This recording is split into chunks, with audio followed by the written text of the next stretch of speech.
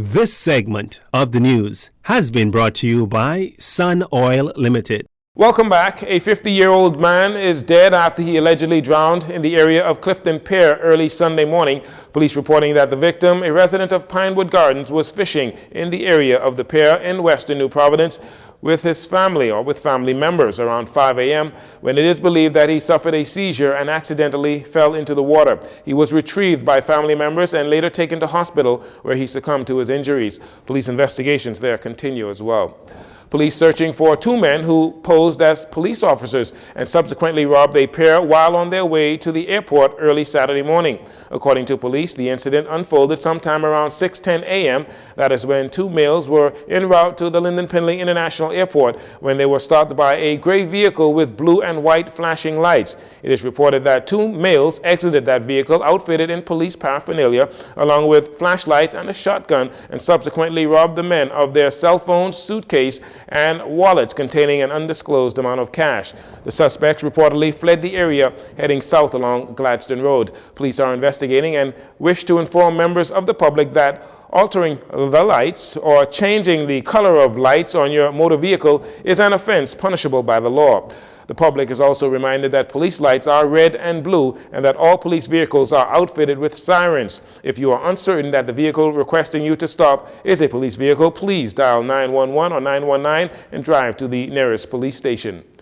Meanwhile, police are also seeking the public's assistance in identifying and locating several other robbery suspects. Reports indicate that around 3:26 a.m., a male was driving his 2006 gold Toyota Passo, license plate AR1278, on Grosvenor Court off Gleniston Subdivision Road in the area of Prince Charles Shopping Center when he was approached and subsequently robbed of his vehicle by two males. Then sometime around 2:50 p.m. in the Foxdale Subdivision, eastern New Providence, a male and female were on Moth Street when they were approached by two males, one of whom was allegedly armed with a high-powered weapon and the second a handgun. It is reported the suspects robbed the couple of their burgundy Nissan Cube along with a large quantity of cash and fled the area in an unknown direction.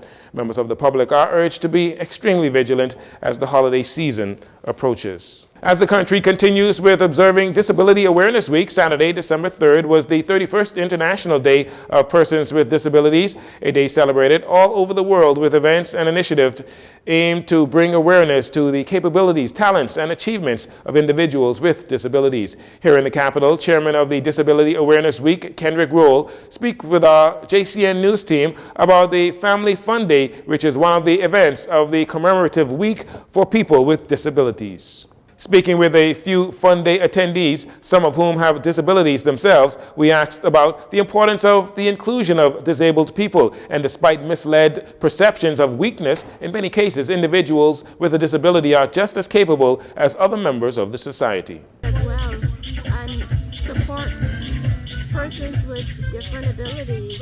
And I'm here in the Children Want Junction group, and I will be singing later on the international anthem. When asked if there were encouraging signs of further inclusion for people with disabilities beyond their week of awareness, Chairman of Events and Activities, Mr. Rowe, who also serves as Special Projects and Program Officer at the Disabilities Affairs Division of the Social Services Department, says it has been a work in progress with positive steps being made by all government agencies. Make you feel like you're somebody other than just staying home, isolated, and you feel like nobody cares or whatever. No, get out your home, find an organization, find a club that caters to persons with disability. Get involved with the organization and just get involved and make inclusion, all inclusion. Introduced in 2010, Disability Awareness Week 2022 runs from December 1st to the 7th under the theme, United We Stand, Together We Can. Early Saturday morning saw the first event of many on the road to the Bahamas celebrating its 50th independence anniversary. The Race to 50 saw thousands of Bahamians on all islands across the country gather at their respective starting points at 5 a.m. to take part in either the 10K or the 5K races. Here in the capital, scores of Bahamians gathered on Clifford Park. Prime Minister Philip Davis was one of the race participants and expressed his excitement and gratitude to those who took part in the exciting event in preparation for independence. As I said, the turnout day was beyond my wildest expectations. we expect to have a crowd, but I busted it. I didn't expect it to be so large. And if this bodes well for our future events, and I want the Bahamians to be proud of and be proud of our independence. This is how we mark who we are, and I want this, and they continue to support the events. And we're going to have events throughout the year to mark this special. Participants, young and old, also expressing their excitement for the event as they crossed the finish line. I really enjoy it because I do it all the time. It isn't bad. You just have to keep on pushing, try not to walk, just keep on going. That's just about it. That's all I could say. Fabulous! So fun. Yes, so much fun. Love the music. Love the music, the cheering. So good. Surprisingly, it wasn't as bad as I thought it was going to be. The route was, to me, still kind of short, but I enjoyed it. The scenery was nice. I saw some shops that I didn't realize were downtown, and I was encouraged by the people who were surrounding us, congratulating us in the different areas of the mile. I decided to do the 5K at first because I wasn't sure about the route, but now I think next time I'm going to push myself to do the 5K run or bicycle, because I even see dogs beating me on the walk. Cabinet ministers were not going to be left out on Saturday's race. We caught up with several state ministers, including Zane Lightbourne and Lisa Ramey, as well as Deputy Prime Minister Chester Cooper, who all showed their support for the event. Huge crowd. Excellent turnout. Way to start the morning. We watched the sun come up. It wasn't too hot. Nice and breezy. And people had fun. The race was a wonderful race this morning. And why I was so elated, because I see the togetherness with the Bahamian people.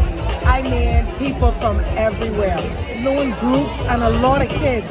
And it shows that our Bahamian people are still excited to be a part of everything, either involved in the government or the country alone. But this speaks volume that we are proud Bahamians. This is good. The show of camaraderie here is phenomenal. The show of Bahamian pride in this road to 50 is really exceptional. And I want to congratulate the organizers. I want to congratulate everyone who has come out today to support this race. It's a magnificent initiative, and I look forward to the rest of the fantastic events over the course of the next 12 months. After the race, participants entered the race village for a Bahamian-style breakfast and to take advantage of free health screenings. Other events on the road to 50 will be publicized as they approach. And finally, fans of sloop sailing came from all across the country for this year's Best of the Best Regatta at Montague, and many Nassau natives flocked to the Regatta Village for the onshore activities that included delicious native dishes, tasty drinks, and lots of musical entertainment. JCN was there to cover the races, and in this next report, we hear who emerged as the best of the best at this year's regatta. Despite having its fair share of challenges with the weather, the 2022 Best of the Best Regatta at Montague was a smashing success. And all weekend long, our sponsors, Brown's Boat Basin, Marlin Marine, Bayshore Marina, and Lightbourne Marine, have made our updates possible for you here on Love 97. Because of the high winds and no sailing on Friday, the sailors were only able to get in 2 series races to determine who would advance to the Best of the Best finale on Sunday. In the E-Class, for the under-18 sailors, the top 7 sloops made it into the finale, and in that race, Captain Peg, built by Lloyd Sands out of Andros and sailed by 3 young ladies, Mary Nash, Eliza Denning,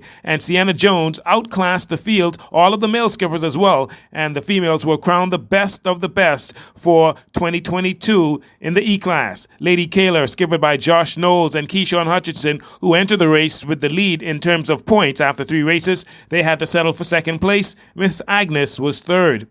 The C-Class had 30 sloops, but only the top 10 advanced to the finale, which saw skipper Stephen Knowles and Sassy Sue mash up the competition to take the Best of the Best title back to Long Island. Bull Red, skippered by Buzzy Roll out of Exuma, was second, H2O Long Island third, Chaser fourth, and Slaughter from Exuma rounding out the top 5 C-Class sloops at this year's Best of the Best.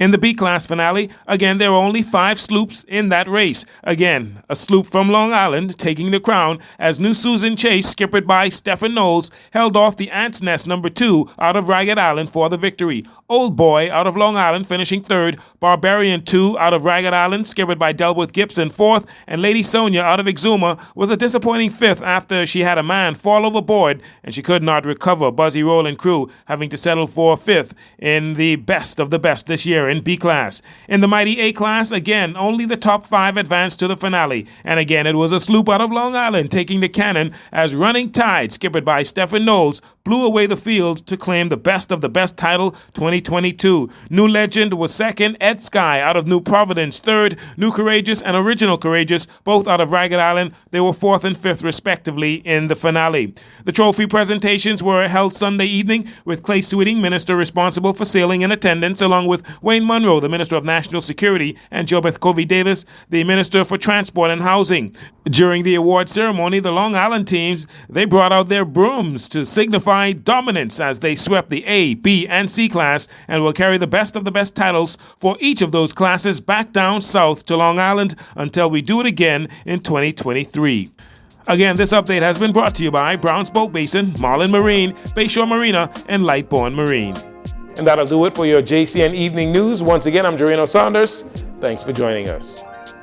This segment of the news has been brought to you by Sun Oil Limited.